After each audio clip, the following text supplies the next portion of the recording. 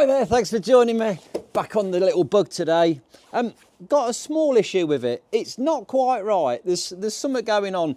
One morning it was just spinning over. It had flooded itself, so it overfueled. I know it's cold at the minute, we're in the middle of winter, and it's a little bit hesitant, so something's not quite right. Let's have a quick look, see if there's something going on, if it's something simple or something more a bit, in depth. First things first though, let's check the air filter, see what's going on. Obviously, if there's an issue or the air filter is blocked, I think I changed it a couple of years ago. It's been a while. If that's blocked, it's restricting the air and then it's going to be running richer. So yeah, let's start off there. Start at the bottom, work our way up. To get at the air filter, we've got to release these clips around the edge of the air box. This little clip here, you just give that a little tug, that pops off its rubber.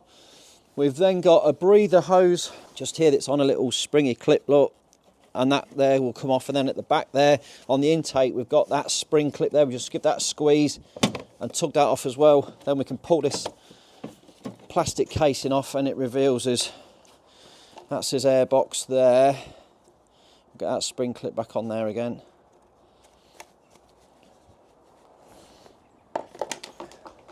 And then we've got the air filter. Now that has gone a bit perished, isn't it? It's a bit strange. Oh my God. Oh Jesus, look at that. Something's been living in here. Looks like a little mouse has been in and ate a great bloody hole in the air filter. Oh man, look at that. How's that still running? That's incredible. That is completely blocked up. Look at it. And all the crap must have been being sucked into the engine as well. So it must have been drawing a bit of debris into the engine and it's just burnt it out and thrown it out the back. But just look at that. We better get the hoover in there and suck all that out.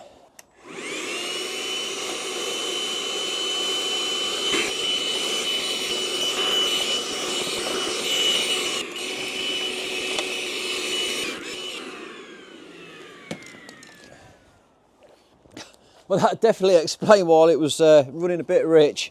I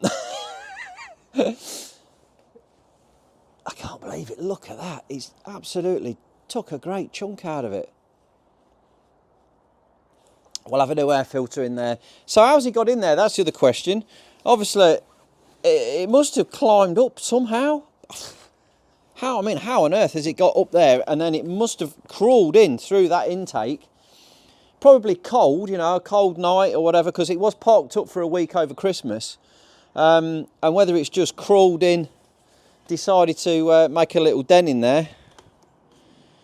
We are quite rural, we're not in the middle of the city, we're on the outskirts, so there's a few like mice and stuff knocking about.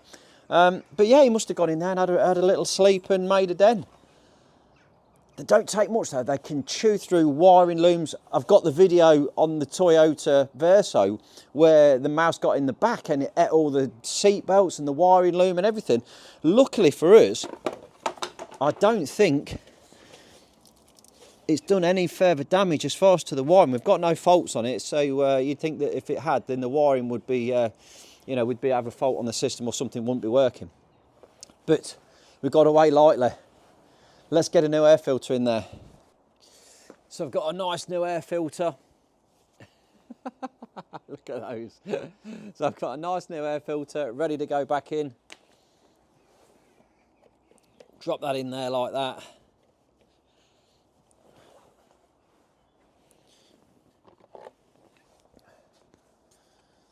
We can pop this top back down.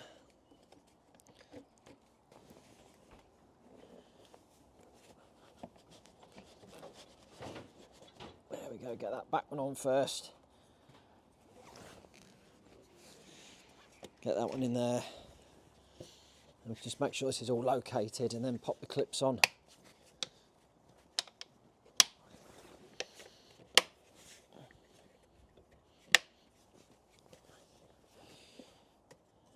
Yeah, that's on, the breather's in.